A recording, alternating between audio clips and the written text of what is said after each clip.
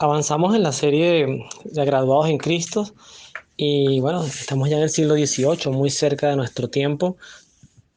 Y este santo particularmente, de él he oído, no es que sepa mucho, la biografía te permite contextualizarte, pero cuando uno habla de San María de Montfort, o San Luis María de Montfort, porque además esto acá yo mío, eh, ciertamente es y casi imposible no asociarlo con la Virgen María. Es un santo que tiene una devoción particular. Y si somos muy minuciosos con el recorrido de todos los santos que hemos avanzado, no creo exagerar, porque sé que todos los santos pues tuvieron alguna relación con María Santísima en mayor o menor grado. Pero San Luis María de Griñón de Montfort debe estar entre los tres más marianos en cuanto a devoción, eh, sin dejar a un lado la devoción y el respeto de todos los santos han tenido por la Virgen. Por ejemplo, un Padre Pío, un eh, San Alfonso María Ligorio, el mismo San Agustín. O sea, no dudo de que haya habido cierta simpatía. Además que también recordemos que la devoción a María, con el pasar de los siglos, fue una devoción que se fue construyendo y consolidando. Muchos de los dogmas que profesamos de María, que son cuatro, pues se fueron consumando más hacia nuestro tiempo que hacia los primeros siglos, porque obviamente lo importante en este tiempo, y así también lo quiso Dios, era consolidar la imagen de Cristo. Si todo lo sobrenatural y toda la santidad de María hubiese brillado y se hubiese popularizado en el tiempo de Jesús, cuando Jesús ya había ascendido a los cielos, pero con María todavía caminante aquí en la tierra, posiblemente hubiese habido un intento de devoción, adoración, idolatría hacia ella.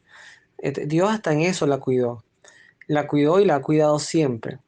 Y es importante siempre destacar como cristianos católicos que nosotros no consideramos a María como Dios, pero sí el modelo perfecto de santidad. Así que sería también importante para culminar este prólogo de la reflexión en torno a la vida de Luis María, eh, que si bien Cristo es el camino a la salvación, y eso para mí es indiscutible, Cristo es el único camino a la salvación. De hecho, yo lo he dicho públicamente, pero además no lo digo como un dogma ni que me voy a conflictuar con la iglesia si eso ocurre.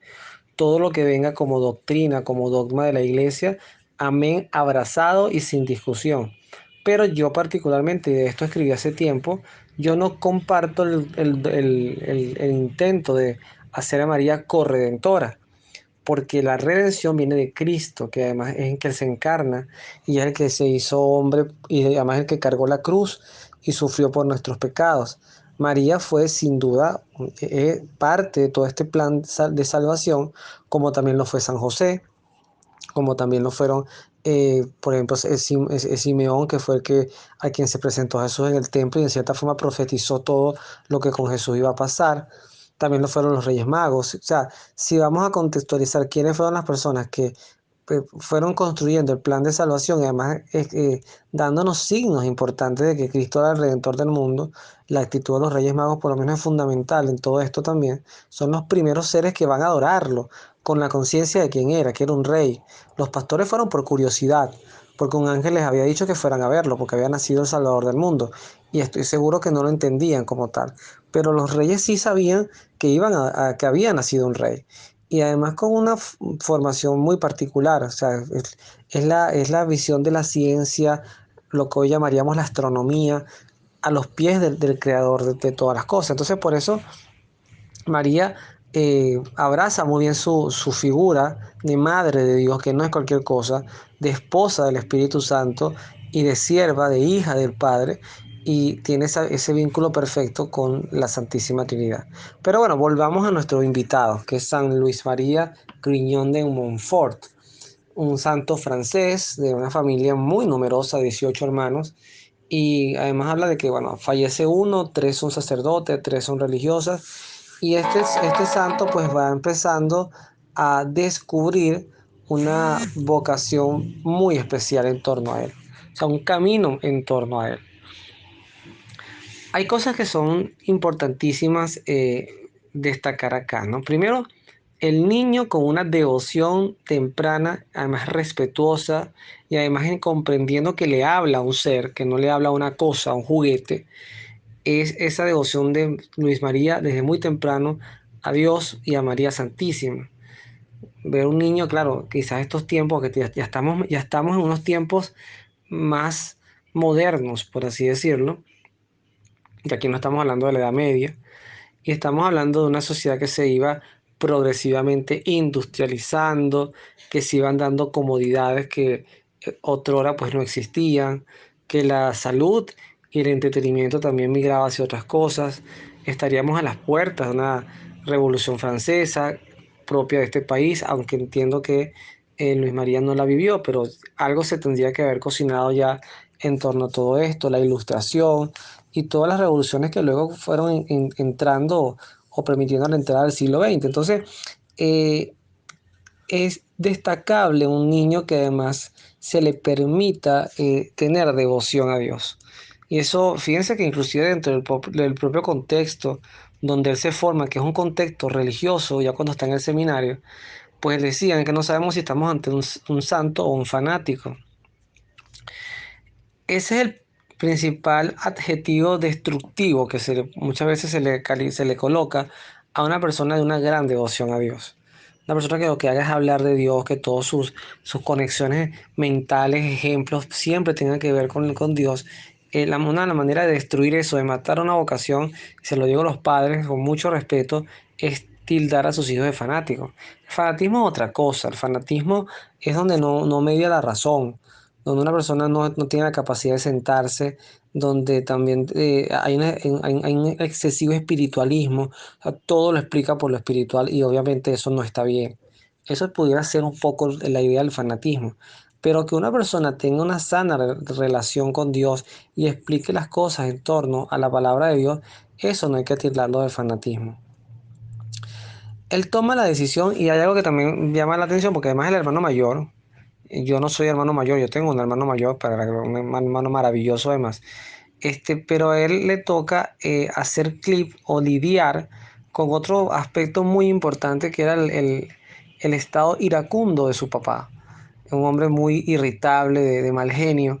Y dicen, fíjense que dicen que el santo hereda parte de esta ira.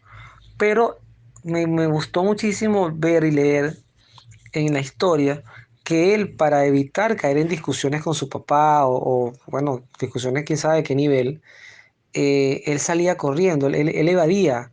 Y me recordó mucho el pasaje del Génesis cuando José, el hijo de Jacob, la mujer de Faraón, quiere meterse en su cama y dormir con él, y él sale corriendo. Él no se pone a resistir ni a debatir con ella.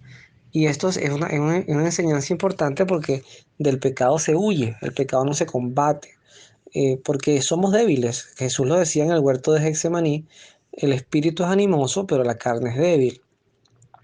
Entonces hay cosas con las que sencillamente uno debe huir y evitar. Proyectar, porque yo sí creo que el pecado muchas veces se puede anticipar. Uno puede saber cuando uno está en una relacionalidad con una persona, cuando son pecados de la carne, por ejemplo, las conversaciones que tú vas permitiendo progresivamente, los jueguitos, las tocadas, las sobadas, eso puede ir derivando vas cocinando una infidelidad. Igualmente la corrupción o el robo, tú vas como actos pequeños y luego vas queriendo más y más y más, y eso se va acrecentando como las bolas de nieve cuando vas bajando una montaña y al final se te vuelve incontrolable. Entonces, hay un punto importante y fíjense que me encanta esa frase que usa el biógrafo, recordemos que esto es de Santopedia, todas estas biografías las estoy sacando, es como un Wikipedia, pero de santos. Al final va diciendo que el propio papá, sin saberlo, iba forjando desde temprana edad a su hijo en torno a la santidad. O sea, lo iba dando herramientas para luchar contra cosas más difíciles que al final le tocaría vivir. No es una vida de rosas, como dice el mismo texto. Entra a un seminario, es cuestionado, es calumniado, es todo lo que Cristo prometió. Cristo, y eso también es importante verlo desde el punto de vista de la fe. Yo insisto mucho en eso, porque sobre todo en las catequesis de cualquiera, colegios, pastorales, parroquias, a los muchachos no se les puede vender humo. Eso está mal. ¿Qué es vender humo? Bueno, decirles sí, Jesús es tu pana, tu amigo, como lo quieran vender, pero te van a pasar cosas malas. Jesús va a estar allí cuando un familiar tenga cáncer, cuando le dé un ACV, pero Jesús no, Jesús te acompaña en la vida. Jesús no es una suerte de anillo de seguridad que va aplastando y derribando todo lo que pasa, esté por tu paso, y tú vas protegido como el niño consentido de Dios. No, Dios no es eso. Dios es Dios. Dios forja. Y fíjense que muchas veces esto no gusta a muchos escucharlo. Dios forja desde el dolor, desde el sufrimiento, crea carácter desde allí, hace a las personas crecer justamente desde la adversidad. Por eso siempre es de sospechar, de oler mal, cuando una persona presume mucha fama y todo pareciera estar bien. Y porque el aroma a santidad viene con el tiempo. Uno sabe que el Padre Pío era un santo en vida. Yo no lo conocí, pero era un santo en vida, obviamente. Pero el Padre Pío no dejó de ser santo sin tener los estigmas y sin que el demonio lo golpeara por las noches. Igualmente le pasaría al santo cura de Ars, que no fue tan violento, San Juan María Vianney, pero sí el demonio, él le decía al bellaco, lo atormentaba, le tiraba a la puerta, le hacía ruido para querer asustarlos, pero eran personas que estaban demasiado entregadas al servicio del amor de Dios, porque además es una ecuación de 2 más 2, por eso que el demonio, más que andar asustando a la gente, le anda tentando, le resulta más esa fórmula. Porque si tú ves al demonio, si a ti te asustan, tu reacción inmediata va a ser acercarte a Dios, no acercarte a Él. Ya Él está vinculado con el mal y eso es lo que no va a cambiar. Entonces, estos santos pues van teniendo ese camino de fortaleza y luego viene el camino de desprendimiento, que también esa imagen de un santo que va a caminar 300 kilómetros para llegar al seminario de París y en el camino va dejando el dinero, va dejando la ropa, lo va dejando todo. Y fíjense que eran cosas importantes. Me llama la atención lo valioso que pudo haber sido para él el traje que le había dado su mamá y aún así también lo entrega. Y pienso en nosotros, cuántas veces nosotros no decimos, bueno, voy a guardar esta vajilla, que esta taza la usaba mi mamá, la usaba mi abuela, la usaba no sé quién, este bolígrafo, y resulta ser que aquello está encajonado, sin frío ni calor, o sea, sencillamente ahí ocupando un espacio, llenándose de tierra, al final te mueres tú, llegan tus hijos y también dicen, bueno, lo voy a guardar porque esta era la taza que guardaba mi papá, y en algún punto generacional eso se va a perder, o se lo van a robar, o lo van a vender, o lo van a extraviar, pero eso se va a perder. Entonces, tú dejaste de usar la vajilla buena en tu casa porque estabas esperando un momento especial, te pusiste a guardar peroles porque al final el por si acaso, hay gente que con el por si acaso tiene en su casa una chivera y guardan monitores dañados. Yo fui así, ¿ok? Yo fui así por mucho tiempo y cada año, de verdad, yo vivo en un apartamentico pequeñito de 50 metros y yo en estos días me reía con mi esposa porque yo he sacado carretillas sacadas por mí mismo, carretillas de cosas guardadas sin sentido y todavía te dices, Dios mío, pero ¿dónde nosotros guardamos esto? Y todavía ves el apartamento y dices, pues todavía tengo un perolero que debería botar. Entonces, ese gesto de Luis María de dejar todo y a partir de ahí, cuando él dice vivir de la limosna, es como decir vivir de la providencia, vivir de lo que Dios te da. No es una actitud, no estamos llamados a vivir una actitud irresponsable. A mí me gusta trabajar. De verdad que yo no me veo en mi casa echado, que a veces que provoca quedarse en casa viendo televisión o lo que sea, o leyendo un libro o durmiendo, pero yo no me veo en la inutilidad de, sobre todo a mi edad. Yo tengo 41 años, siempre lo estoy diciendo, y fíjese que Luis María muere a los 43. Entonces, para mí esas son cosas muy dicientes, esas cosas que te dicen, no que uno se va a morir a esa edad, pero dice, bueno, pero que te puede morir en cualquier momento. Entonces, yo digo que a mí me gustaría morir como Billo, en tarima, es decir, trabajando. Pero no voy a decir que voy a vivir de la limosna, pero sí entregarle a Dios mi vida y confiar en su providencia. Y eso funciona. Uno a veces se agobia, se angustia, una vez se preocupa por los problemas. Hoy veía una imagen en una de las redes sociales, me daba mucha risa, que decía que ya cuando uno cumple 40 años, pues no hace falta tomar pastillas para dormir, porque este, al final, perdón, no era eso, que cuando tenía 40 años no hacía falta el despertador para pararte en la mañana, porque las deudas, las preocupaciones, la salud ya te quitan el sueño desde las 3 estás despierto. Y en cierta forma es verdad, doy fe de eso, ¿no? Uno se carga de tantas cosas y y bueno, entonces empiezas a medicarte, empiezan los ansiolíticos, empiezan cosas que dices, bueno, pero ¿por qué tenemos que caer en eso? Bueno, porque efectivamente vivimos una vida muy ajetreada.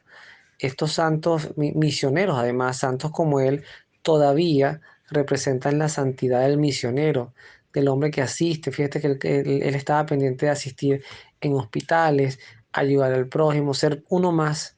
Un poquito lo que el Papa Francisco diría iniciando su papado, oler a ovejas, llamando a sus pastores a oler a ovejas y no oler a aire acondicionado, no oler a perfumes caros, sino estar con la gente.